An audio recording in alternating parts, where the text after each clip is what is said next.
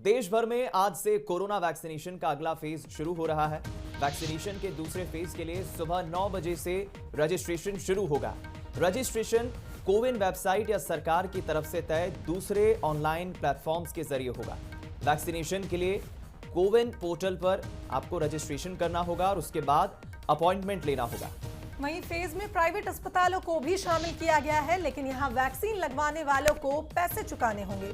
सरकार ने कहा है कि प्राइवेट अस्पतालों में वैक्सीन लगवाने वालों को 250 रुपए चुकाने पड़ेंगे, जिसमें अस्पतालों के सर्विस चार्ज भी शामिल होंगे। वहीं तीसरे फेज के लिए सरकार ने 12,000 सरकारी और प्राथमिक स्वास्थ्य केंद्रों को चयनित किया है। बता दें आपको, ये वैक्सीनेशन जहां भी होगा, इस वैक्सीनेशन के फेज में 60 साल से ज्यादा उम्र के लोगों को वैक्सीन लगेगी। हालांकि 45 से 60 की उम्र के ऐसे लोगों को भी वैक्सीन लगेगी जो किसी गंभीर बीमारी से जूझ रहे हैं। केंद्र सरकार का यह आकलन है कि करीब 27 करोड़ लोग इस कैटेगरी में आते हैं। जिन लोगों की उम्र 60 साल या उससे अधिक है, उन्हें रजिस्ट्रेशन और वैक्सीनेशन के वक्त अपना ID कार्ड साथ रखना होगा। वहीं जो 45 से 60 साल के लोग हैं जिन्हें गंभीर बीमारी है, उन्हें अपना मेडिकल सर्टिफिकेट दिखाना होगा। वहीं सरकार ने इसके लिए डिक्लेरेशन फॉर्मेट के साथ इस क्राइटेरिया में आने वाली कुल 20 बीमारियों की लिस्ट भी जारी कर दी है।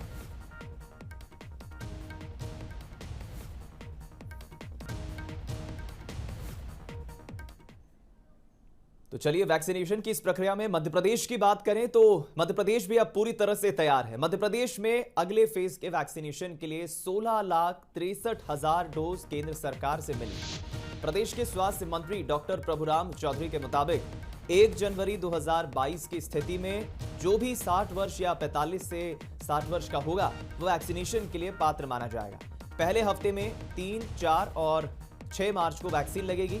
सरकारी सेंटर पर वैक्सीन निःशुल्क लगेगी, तो प्राइवेट अस्पतालों में आपको 250 रुपए शुल्क देना होगा। वहीं हार्ट की बीमारी, डायबिटीज, BP सहित 20 बीमारियों वाले मरीज भी टीका लगवाएंगे। वहीं फोटो पहचान पत्र और डॉक्टर का सर्टिफिकेट दिखाना जरूरी होगा। बता दें आपको कि ये कैटेगरी तय की गई है और इस कैटेगरी के तहत ही अगले चरण की शुरुआत चूंकि आज से जहां हो रही है, उसके लिए मध्य प्रदेश के तमाम प्राइवेट अस्पताल भी और सरकारी अस्पताल भी पूरी तरह से तैयार है, जिनमें 13 शासकीय, 3 निजी महाविद्यालय, 35 निजी अस्पताल शामिल हैं। आयुष्मान योजना से जुड़े उन सभी निजी अस्पतालों में वैक्सीनेशन शुरू होगा जहां कोल्ड चेन की व्यवस्था है।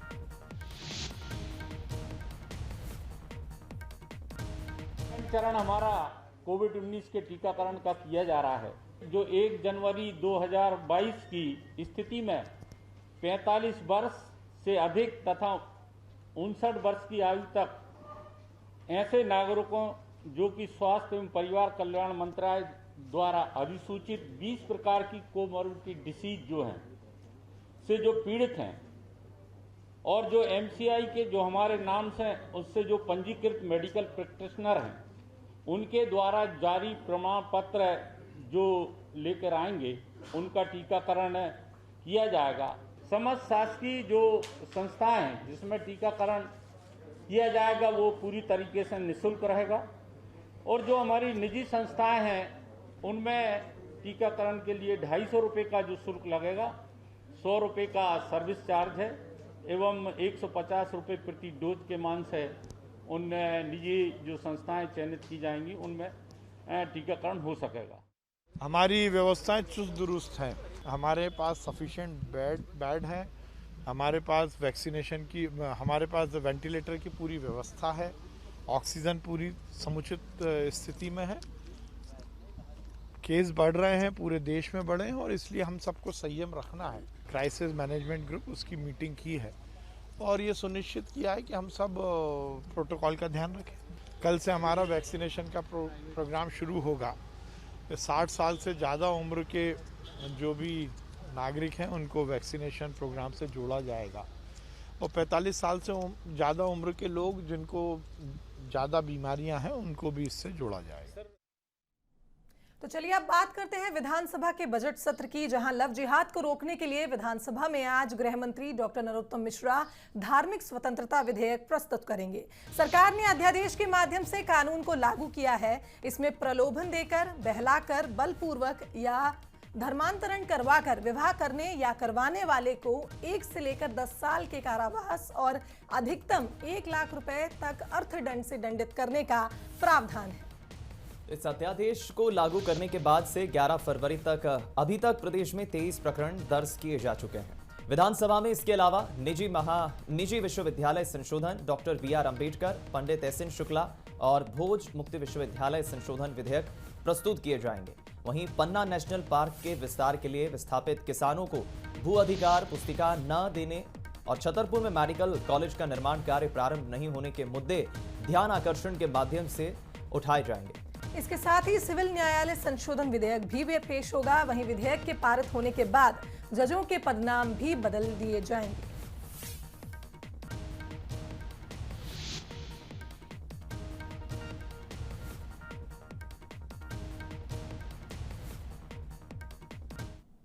और चलिए बात करते हैं कुछ चुनावी खबरों की। देश भर के 5 राज्यों में चूंकि इस साल विधानसभा चुनाव होना है और पश्चिम बंगाल की बात करें तो विधानसभा चुनाव को देखकर ऐसा लग रहा है जैसे मध्य प्रदेश और छत्तीसगढ़ के बीच चुनावी जंग छिड़ी हो।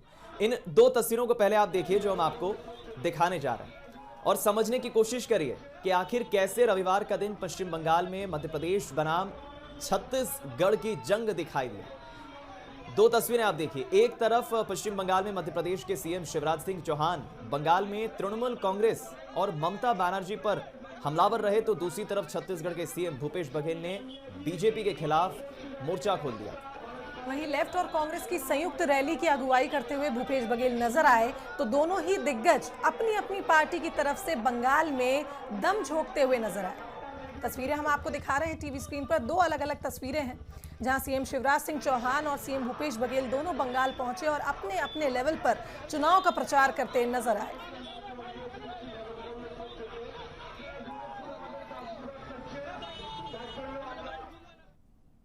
तो पश्चिम बंगाल में चुनाव की तारीखों का ऐलान होने के बाद अब बीजेपी ने प्रचार में पूरी ताकत झोंक दी है।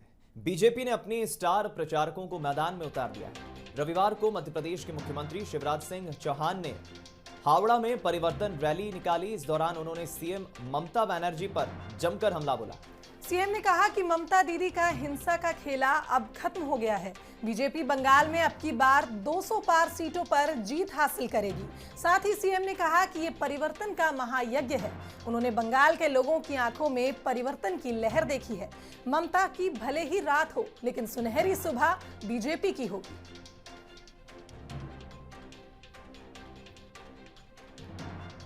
पहले बर्बाद किया कांग्रेस ने और कम्युनिस्टों ने, और बाद में तबाह किया TMC ने। और इस समय मैं देख रहा हूं परिवर्तन की लहर पूरे पश्चिम बंगाल में चल रही है। निश्चित तौर पर भारतीय जनता पार्टी चुनाव जीतेगी। TMC का तो नाम हो गया है तोड़ो मारो काटो। 2 मई दीदी गई, भाजपा आई। तुमने बांट दिया समुदाय के आधार पर बंगाल को तुष्टीकरण की नीति के चलते हुए। एक बंगाल हो गया मुस्लिम बंगाल, तुमने बना दिया दीदी। ये पाप और अपराध किया है जिसको बंगाल की जनता कभी स्वीकार नहीं करेगी। हमने सुना था जब भगवान राम थे तब रावण और कुंभकर्ण हुआ करते थे। कुंभकर्ण के बारे में कहते 6 महीने जागता था और 6 महीने सोता था, और जब 6 महीने उठता था तो खाता ही रहता था। लेकिन ये TMC वाले कुंभकर्ण तो 12 ही महीने खाते रहते हैं। इन्हें बंगाल की जनता खा गए। ये धरती को अपवित्र किया है, जनता के हक को मारा है, और इसलिए परिवर्तन का आह्वान करके ये परिवर्तन यात्रा निकल रही है। ये परिवर्तन यात्रा ममता दीदी TMC के कफन में आखिरी कील होगी। और चलिए बुलेटिन में अब चुनावी खबरों के बाद बात करते हैं कुछ राजनीतिक खबरों की, प्रदेश की सियासत की। गोडसे भक्त बाबूलाल चौरसिया की कांग्रेस में एंट्री के बाद अब कांग्रेस नेतृत्व के लिए गले की फांस बनती जा रही है। रविवार को फूलबाग पर महात्मा गांधी की प्रतिमा को गंगा जल से नहलाकर कांग्रेसियों ने शुद्धिकरण किया। वहीं एक दिन पहले बाबूलाल चौरसिया यहां पुष्प अर्पित करके गए थे। कांग्रेसियों का कहना है कि गोडसे भक्त के कांग्रेस में कदम रखने के बाद यह शुद्धिकरण जरूरी है। इस मौके पर कांग्रेसियों ने प्रदर्शन कर बाबूलाल को वापस भेजो के नारे लगाते हुए निष्कासित करने की मांग की।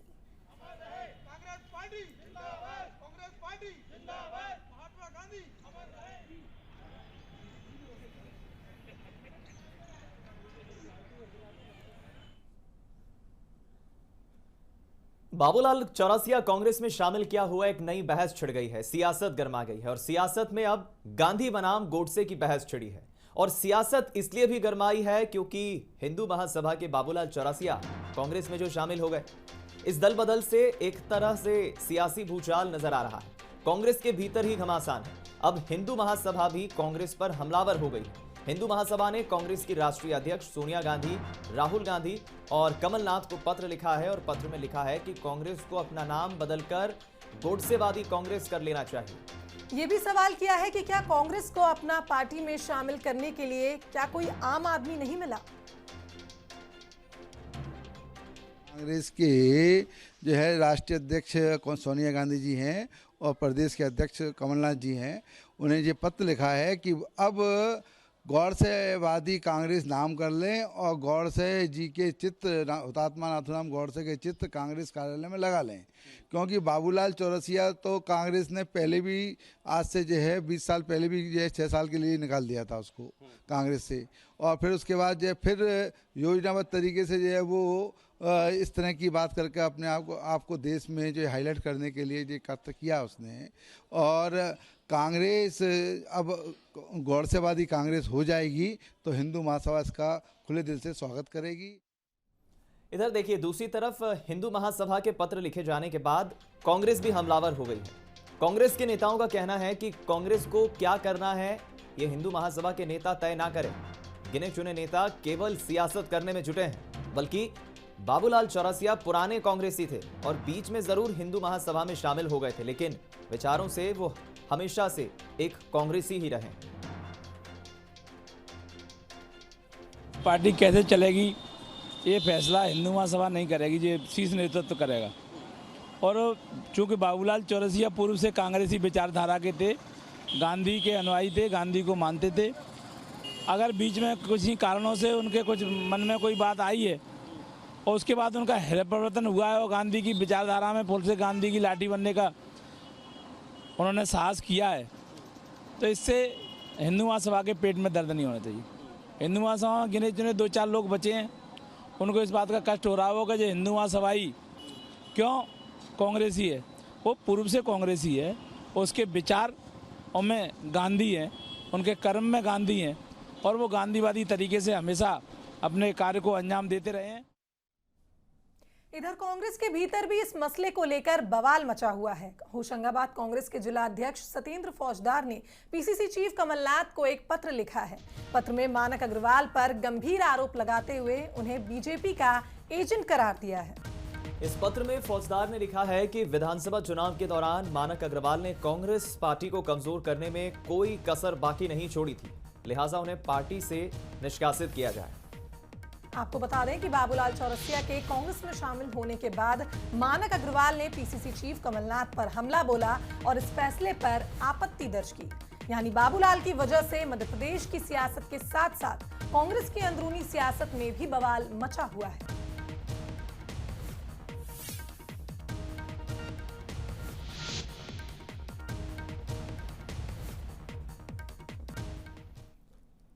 और अब बुलेटिन में बात करते हैं मध्य प्रदेश में आने वाले वक्त में होने वाले नगरीय निकाय चुनाव की, जिसकी तैयारियों में सभी राजनीतिक दल जुट गए हैं। और अब नेताओं ने 2023 में होने वाले विधानसभा चुनाव की तैयारियां भी लगे हाथ शुरू कर दी है। बालाघाट के वारा सिवनी विधायक प्रदीप जायसवाल क्या अगला चुनाव बीजेपी से लड़ेंगे?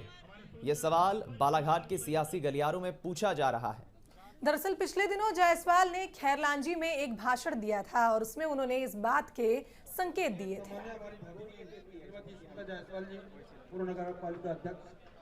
तो लाख जनता की जो अपेक्षाएं हैं उनको पूरा करने के लिए चाहे जमीन ऊपर चले आए चाहे आसमान नीचे आ जाए, लेकिन उस काम को मैं पूरा करके रहूंगा 2023 तक। ये मेरा संकल्प है। उसके लिए कुछ भी करना पड़ जाए, किसी के भी दरवाजे पर जाना पड़ जाए, किसी का भी पैर पड़ना पड़ जाए, लेकिन 2023 तक का समय महाराज कल्याण जी का मैं 1 मिनट भी खराब करना नहीं चाहता।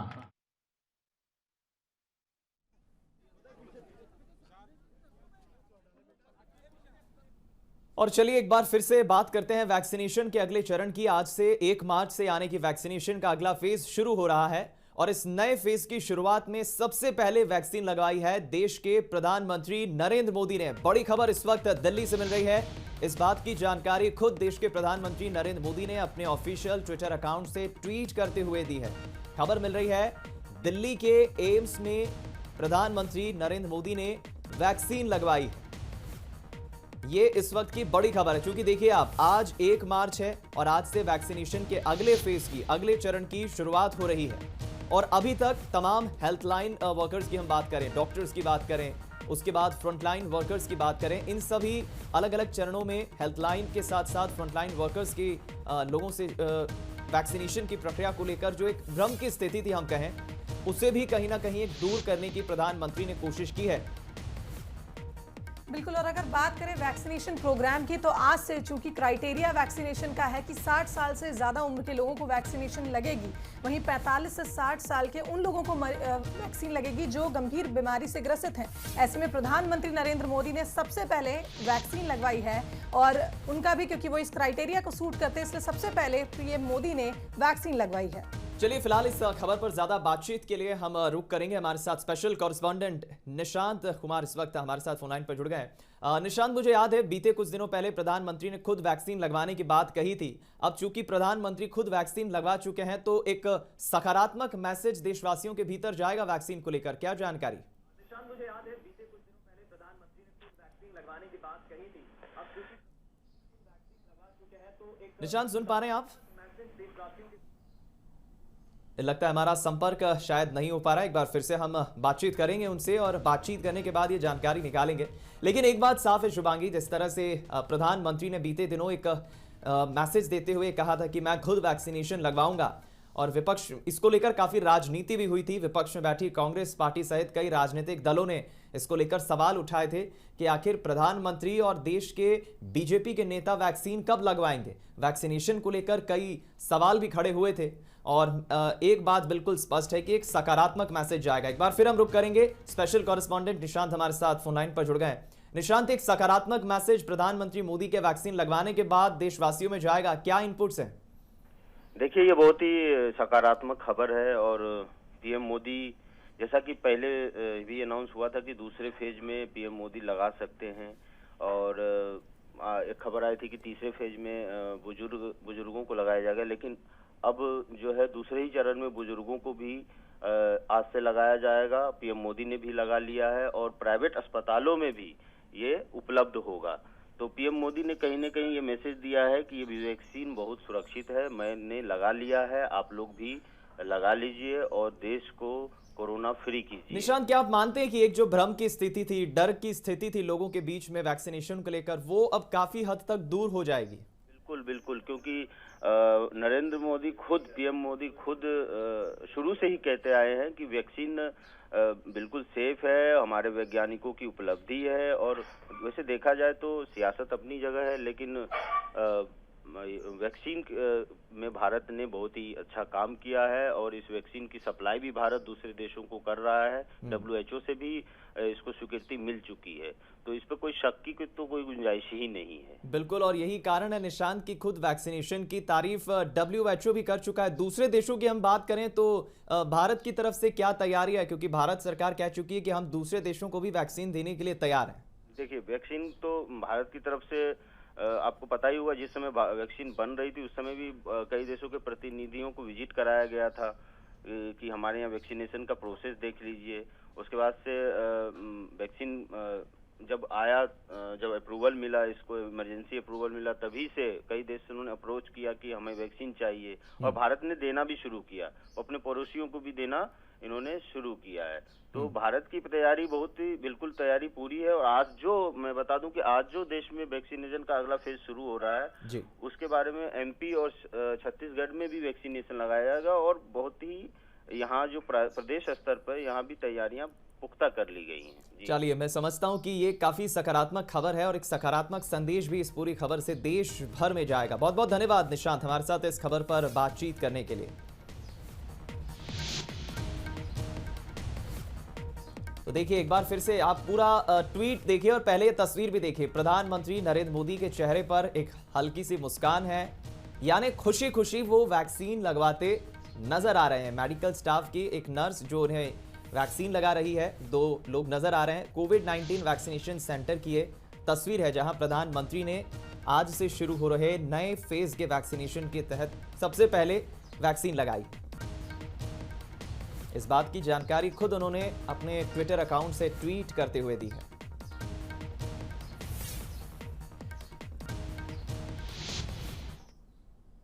चलिए, गुना से खबर है जहां एक कार्यक्रम में राज्यसभा सांसद ज्योतिरादित्य सिंधिया का एक अलग अंदाज देखने को मिला।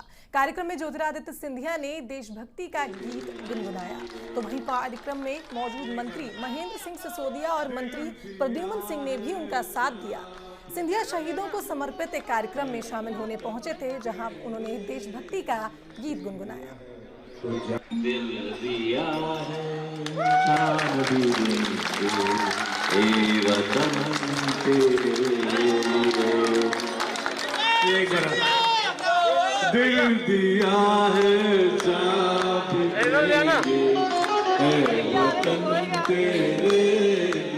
दिल दिया है तो जान भी देंगे, ऐसे नेतृत्व में सब कुछ दिल दिया है जान भी देंगे, वतन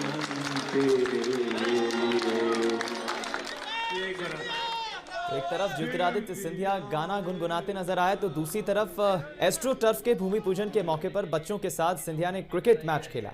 मंत्री महेंद्र सिंह सिसोदिया और विधायक गोपीलाल ने इस दौरान बॉलिंग की और सभी के साथ क्रिकेट का लुत्फ उठाते सिंधिया नजर आए।